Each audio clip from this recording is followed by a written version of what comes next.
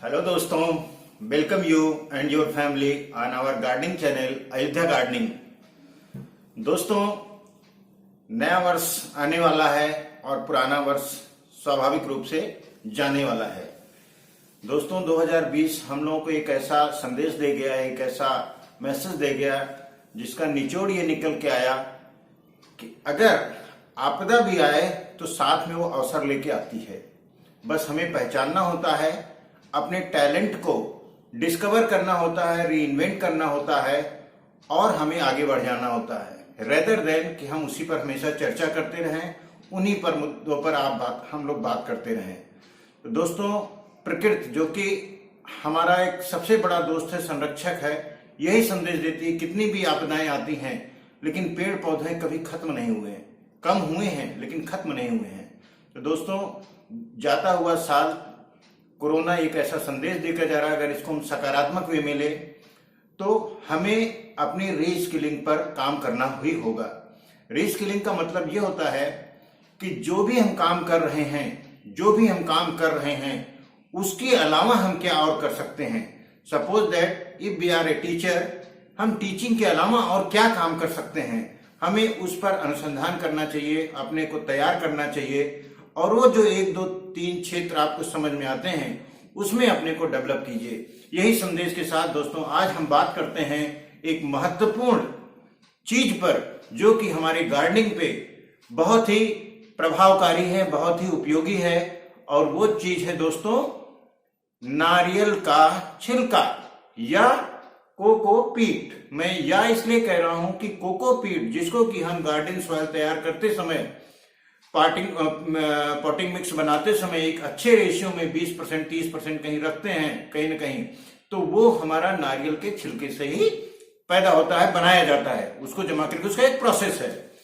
दोस्तों, Ayodhya gardening channel हमेशा इस बात के लिए प्रमोट करता है कि जहां पर भी हमारे कम से कम एक्सपेंसेस में मैक्सिमम आउटपुट हो सके और पूरी फैमिली इससे लाभान्वित हो सके। तो दोस्तों, आज मैं आपसे बात करने वाला हूं कोको क्वायर, जिसको कि हम लोग हिंदी में नारियल का छिलका भी कहते हैं। मैं आपके लिए लाने के लिए दिखाया हूं, ये नारियल का छिलका पेड़ पौधे जो कि हम लोग खासकर गमलों में लगाते हैं बहुत ही उपयोगी है।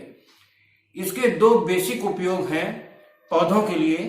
एक तो ये पौधों में ड्रेनेज सिस्टम को भी अच्छा करता है, तो मतलब जो हम लोग पानी डालते हैं वो अच्छे से निकल जाता है। दूसरा, ये पानी का बहुत अच्छा एब्जॉर्बेंट है, अच्छा शोषक है। तो क्या करता है, मिट्टी के अंदर एक प्राकृतिक नमी पैदा किए रहता है जिससे जड़ें हमारी सूखने नहीं पाती हैं और पौधा हमारा हरा भरा रहता है। तो इसके साथ मैं बताना ये चाहता हूं दोस्तों कि कोकोपीट मार्केट में आता है, आपको बहुत सारे ई कॉमर्स सोर्सेस से भी आपको मिल सकता है, मार्केट भी मिल सकता है, लाते भी होंगे। हम लोग क्या कर सकते हैं दोस्तों, उसको अगर खरीद सकते हैं तो खरीदें, लेकिन नहीं भी खरीद सकते हैं तो कोई चिंता की बात नहीं है। इसको हम ऐसे ही सीधे पौधों में, अपने गमलों में जब हम मिट्टी तैयार करते हैं उसी में ऐसे ही छील करके, छील का मतलब पतले में बना के, जितना पतला संभव हो कैंची से काट करके, हाथ से निकाल करके, ये देखिए बड़े आसानी से निकल जाता है, ये खूब बढ़िया से इसको ड्राई हो जाता है। उसके बाद देखिए बहुत अच्छे से निकल जाता है।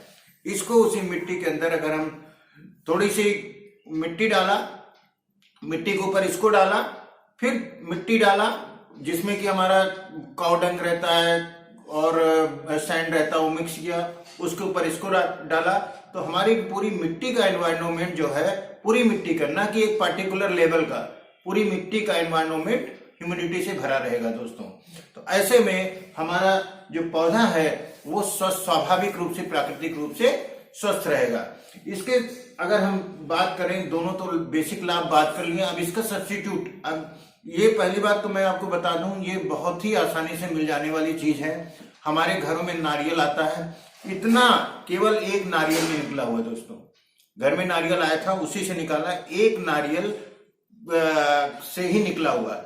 मंदिरों में आप जाते हैं, बहुत सारा मंदिरों के आसपास शॉप्स जो होती हैं जहां पर ये बिकता, वहां पर पड़ा रहता है, दुकानदारों से हेल्प करके ले सकते हैं। नारियल जो कि खाने के लिए बेचते हैं वेंडर्स रोड पर, उनसे आप ले सकते हैं, वो अपने पास रखे रहते हैं।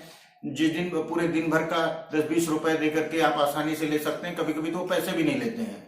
तो दोस्तों ये इतनी आसान चीज है जो कि हमारे पौधों के लिए बहुत उपयोगी होती है। इसके सब्स्टिट्यूट के तौर पे दोस्तों ये एक चीज और बोल दूं कि ये इतना अच्छा होता है कि आप देखिए, इसको मैंने थोड़ी मुश्किल से कल मैंने छीला था और इतना इसके अंदर चूरा भी निकला, और इसी को जब जमाया जाता है तो वो कोकोपीट में कन्वर्ट हो जाता है। ये इसी का अभी इसको कुछ दिन ऐसे और पड़ा रहेगा तो आराम से ये इसके इस टाइप के बुरादा टाइप का आ जाएगा। तो इसको ये वक्त जो चल रहा है, जितना भी आपको मिले आप ला करके अपने छत पर, अपने जहां पर बहुत अच्छा धूप आती है वहां पर डाल दें। आने वाले 3-4 महीने में, 2-3 महीने बाद जब हम लोगों को गमला भी तैयार करने का सीजन आ जाएगा तो ये चीज आपके पैसे बचाएगी, क्योंकि ये काफी सूख चुकी होगी। इसको जब जैसा कि अभी मैंने डिस्कस किया अपने गमले में डालेंगे तो आपके गमले बहुत अच्छे से तैयार होंगे। इसके सब्स्टिट्यूट के तौर पे दोस्तों, सब्स्टिट्यूट भी कह सकते हैं या हम एक सहायक तत्व भी कह सकते हैं, ठीक है। मिट्टी में हमारे घरों में मूंगफली के आती है खाने के लिए, मूंगफली के जितने भी छिलके आते हैं, जितनी भी मूंगफली आती है आप स्टोर करते रहे उनके छिलके, और उसके बाद उसको जितना क्रश कर सकें क्रश कर दीजिए। उसके बाद उसको मिट्टी में मिला सकते हैं, वो भी नमी को होल्ड करती है, वो भी ड्रेनेज सिस्टम करती है। और इन सब से जब हम लोग पॉटिंग मिक्स तैयार करते हैं इन सबको ज्यादा डाल करके, तो हमारा गमला जो है बहुत हल्का होता है, तो हमको एक दूसरी जगह से शिफ्ट करने में भी काफी आसानी होती है। इसके अलावा धान जिससे हम लोग चावल निकालते हैं उसके छिलके, जिसको कि हम लोग धान की भूसी भी कहते हैं रूरल एरियाज में, उसको अच्छी मात्रा में आप बड़ी आसानी से मिल जाने वाली चीज है, बहुत सस्ती भी मिल जाने वाली चीज है।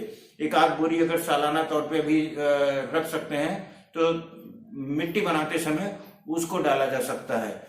इसके अलावा लकड़ी का बुरादा भी लोग डालते हैं दोस्तों, लकड़ी का बुरादा भी सजेस्ट किया जाता है। मैं भी लकड़ी का बुरादा लेके आया हूं, लेकिन लकड़ी के बुरादे में एक दिक्कत ये आ सकती है, कभी कभी शिकायत आती है कि उसमें टर्माइट्स लग जाते हैं। तो ऐसे केस में हम सजेस्ट करेंगे कि उसको ना यूज करें जहां तक संभव है, क्योंकि हमारे पास बहुत आसान और बहुत अच्छे विकल्प हैं, ठीक है। ये नारियल का छिलका कोई कठिन बिल्कुल नहीं है, सबसे आसानी से मिल जाने वाला है। तो इस चीज को जब हम लोग ध्यान में रखते हुए तैयार करेंगे तो हाँ, हमारा जो पॉटिंग मिक्स होगा वो बहुत अच्छा रहेगा, पौधा हमारा स्वस्थ रहेगा। दूसरी चीज, लकड़ी के बुरादे को हम लोग मल्चिंग के लिए यूज कर सकते हैं, वो एक अच्छा रोल प्ले कर सकता है, ठीक है। सर्दियों में इन दिनों जबकि कड़ी सर्दी पड़ रही है दोस्तों, 5 डिग्री के नीचे जब टेम्परेचर चला जाता है तो पाला पड़ना शुरू हो जाता है कहते हैं, ठीक है। 5 डिग्री के नीचे टेम्परेचर, और रात का टेम्परेचर इन दिनों आप न्यूज़पेपर पढ़ रहे होंगे, समाचार सुन रहे होंगे, 3 डिग्री 2 डिग्री 4 डिग्री ऐसे टेम्परेचर आ रहे हैं। इसका मतलब क्या है कि पाला पड़ रहा है। हमारे पौधों को शेडेड एरिया चाहिए। इसके अलावा जड़ों को ठंडक ना लगे, जड़ें हमारी अकड़ ना जाए ठंडक से, उसके लिए हमारी मल्चिंग मस्ट है, ठीक है। खासकर कुछ पौधे जो बहुत नाजुक होते हैं, ठीक है, तुलसी वगैरह के पौधे बहुत जल्दी खराब होते हैं पाला पड़ने से, उनको तो आप तुरंत शेडेड एरिया में रखिए, ठीक है। अगर आपके यहाँ धूप नहीं निकल रही है और टेम्परेचर 4-5 डिग्री के नीचे जा रहा है, तो दोस्तों उम्मीद है कि जितनी जानकारी हमने आपसे शेयर की कोकोपीट के बारे में लेकर के, इसके सब्स्टिट्यूट के बारे में लेकर के, इवन कोकोपीट का सब्स्टिट्यूट नारियल का छिलका है, ठीक है, तो उम्मीद है ये तो आपको काफी काम आएगी और आप अपने को बहुत अच्छे से गमला तैयार करने के लिए तैयार कर पाएंगे। थैंक यू दोस्तों।